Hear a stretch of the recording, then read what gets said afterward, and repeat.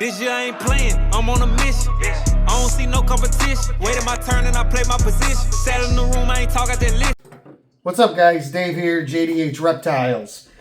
Unboxing time. So, it's all about having a diverse collection. And this is no different. So as most of you know, I breed ball pythons. I have since 2018. Jamie breeds Western hognoses. And I've had some spotted pythons. But honestly, just to be completely blunt about it, I failed with the spotted pythons. And I'm okay to admit it. I've had spotted pythons since 2020. I've been trying to breed them for the last 2 years, but more so this year. And maybe I did it wrong. Maybe I missed something. I don't know. But there's no follicle growth. And honestly, I'm tired of being bitten every time I hold them. I've been working with them for 4 years and just, I don't enjoy working with them anymore. And I think that's the part where you have to realize that if you're working with a species and you no longer enjoy it, then perhaps it's not the species for you. So I failed at breeding them and I don't enjoy working with them. So this is a species I've always wanted to work. And I'm going to give it a shot. I'm going to dive in and probably eventually get to about, I don't know, maybe like a 2.4 or 2.6 or 3.6. I don't know. Male to female ratio. But this is going to be the first one. And this is from, wow, it's a really cool box. Short-tailed pythons. So if that doesn't tell you what we got going on here, then I don't know. Fernando and Sarah. I reached out to a couple people in the industry, discussed with them about what they work with. I talked to some people about who works with shorties and who they recommend. And when I talked to Fernando, we had a very nice conversation. Matter of fact, it was over the course of a couple days. And well, plain and simple, he was super helpful. He's super knowledgeable. And I felt very comfortable with investing in one of his animals.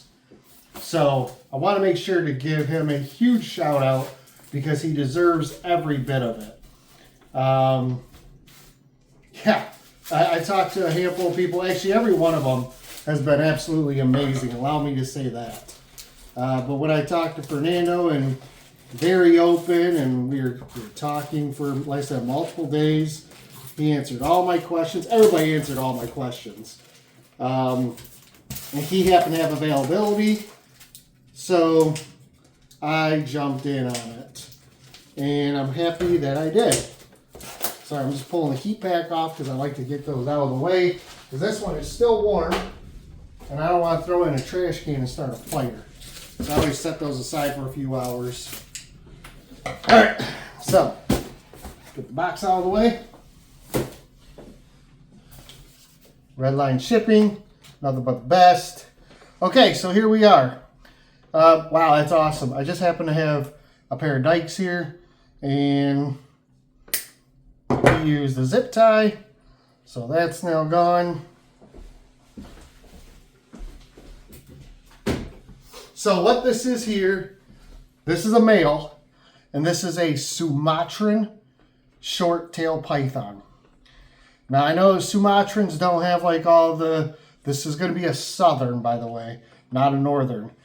I know Sumatrans don't have all the cool morphs like the Borneos and Bloods do, but I like the super dark animals, and this is where I wanted to start my, my collection when it comes to short tails.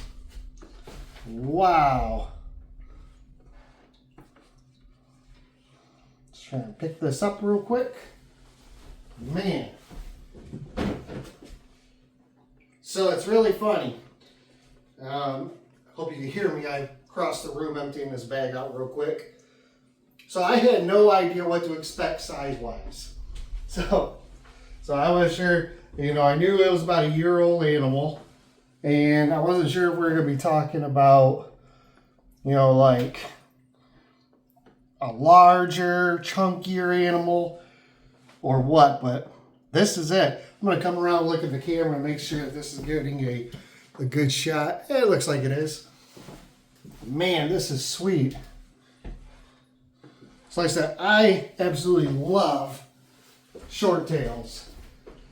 I love the head, not pattern, but the shape. I like the coloration. I absolutely love how dark these animals are. This one's really cool because, and I'm sure they all do, I'm learning this as well, guys, but I want to say, you could say kind of like they fire up or fire down. This one's got a really nice kind of silvery head at the moment, but it's not super light, it's pretty dark. Man, he is so cool.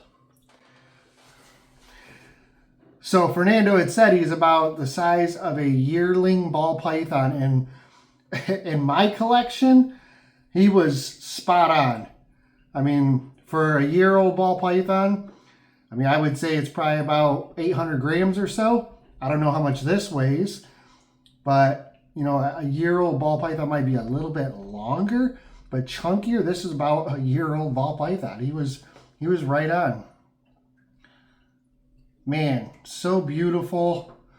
Such a cool animal. So my experience with short tails, or I should say, I don't really have any experience with short tails per se. About 23 years ago, right around there, I was friends with a person who had a pet store or worked at a pet store, and I would be able to go into that pet store. I was like 19, 20 years old. It's where I got into snakes, really. But I'd be able to go into that pet store at any time. You know, I could open up any of the cages. I could look at the animals. Sometimes I'd help with the animals if they need help moving them or something. And that's where I purchased some of my first snakes at. Well, they had like, and I don't even remember anymore what it was, but I think it was like a 5-6 foot, maybe, I don't know. It was a huge blood python. And I'm sure it was an import because, you know, 20 some years ago, that's what we were dealing with was imports. That thing was nasty as hell. And as much as I loved blood pythons, I thought they were so cool. And then I started seeing Borneos and Sumatrans. I was just like, I had this bad feeling about how these things are absolutely nasty. And how, you know, they're always bitey. They're always trying to kill you. And I guess now with captive breeding and reproduction here, they've gotten a lot better. Not saying there isn't some that are nasty, but it seems like, especially with Sumatrans, they're a little more handleable. They're, you know, I mean, look how placid this thing is. Now, I'm not going to say he's not ever going to be nasty. I'm sure he is. I think they all could be from time to time. But it's nice to know we've gotten to a point where these are actually keepable and handleable and something that, in my opinion, can be enjoyable, not only for breeding down the road, but after reproduction, obviously, for selling these animals and being comfortable trying to put them in the hands of somebody else. And that's the biggest thing for me. So going back to the spotted pythons, spotteds, in my opinion, you know, I use the word nasty, but they're little. They don't hurt when they bite you necessarily. Granted, the ones I have will bite, grab a hold, not let go. They'll twist. I mean, they think they're going to eat you. But I would hate to get a whole bunch of babies and then try telling a mother who has a kid, you know, that this is a great first pet, or this is something that, because they stay small, they're going to be amazing and they're nice. And then the kid get bit every time he reaches in and touches, you know, his spotted python. Whereas these, one, I think you'd have to be a little bit more seasoned to keep them. But I mean, I couldn't do this with my spotteds. Plain and simple. They'd be trying to bite the hell out of me all the time. So I am looking forward to working with these Sumatrans and not working with the spotteds anymore. Now I'm going to get this one acclimated. It's a little bit cold. It's definitely warm due to the heat pack, but I mean it's cold for its temperature. So I'm going to get acclimated first before I put it into its new tub. The biggest thing for me here in Michigan is winter times, humidity suffers pretty bad, actually. So you've watched videos of mine where my ball pythons have some stuck shed and whatnot. These guys I'm going to have to work with a little bit more to maintain better humidity, to keep them healthy, keep their sheds nice. So I have invested in some cocoa block because I use liners, and I'm going to continue using liners, but I think I'm going to layer the liner with cocoa block so I can give them a little bit of more bedding to get down into, hopefully hold the humidity a little bit better, and go from there. At this size, this animal will go in an ARS 10 series tub. From there, I don't know if I'll go right to a 70 series or if I'll go to a 55, then a 70. But I'm assuming ultimately my collection of these is going to have to go up to either an 80 or a 90 series tub or just an enclosure. So I'm going to keep this group very small. Like I said, I assume maybe 4 females and 2 males. And I'm going to try and get, I know bloodlines are important. I want to keep bloodlines. I want to work different bloodlines. But it's going to be very important to try and keep, not only good documentation of these animals, but I want to be able to, make sure I bring in new blood from other really good keepers and breeders. And, if I'm only going to have 4 or 6 animals, I want to make sure that I buy the best of the best, great coloration, the pattern I'm enjoying. I love the pattern on this thing. It looks so nice. And the bloodlines that I want to work. So, I'm just going to take my time getting into this and not jump into buying, just something quick. I don't want to be the kind of person who buys into bigger animals just to hurry up and reproduce them. I thought about buying some larger females, and I say large, I mean like maybe 2-3 year old females. And not that that's, necessarily a bad thing to do. I want to have these animals grow with me. I want to make sure I keep them healthy, make sure I keep them going strong, feed them properly, work with them. That way I'm confident of what I'm going to be producing down the line, and go from there. So here we go. First Sumatran dropped. Male Southern Sumatran short-tailed python. We're going to need a name for this one. So if you want to leave a name down below, I will definitely hold out for a little while and get your guys' opinions on a name.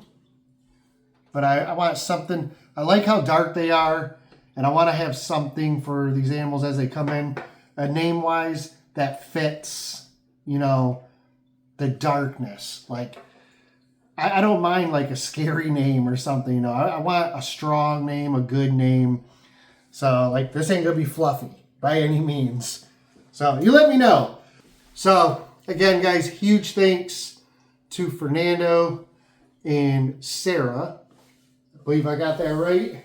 Yes, Fernando and Sarah, for being so awesome and offering up this beautiful boy for me. I'm super stoked to be in the project and looking forward to, looking forward to a new project in the collection and looking forward to learning more about these amazing animals. So, if you're interested in short tails and you like what you see here, I would definitely give Fernando a shout. He's on Instagram under, looking down at his paper here, it's Short-Tailed Pythons on Instagram. I don't know if he's got a Facebook. I found him on Instagram, and the dude was just a pleasure to talk to. Seems to be very knowledgeable. He's got some beautiful animals, and this is another one that now thankfully I can call mine. So super stoked. I appreciate you guys swinging by. Thanks again for everything. Make sure to like and subscribe if you haven't already. If you got any questions, comments, concerns, feel free to post them down below. I don't know if I'll have all the answers for you, but as always, I will work very hard to get those answers. That way I can help you all get the information you need if you're interested in short tails. So thanks again. I appreciate it. Take care, and make sure you swing back for the next video and the next unboxing, because there is another one. Take care.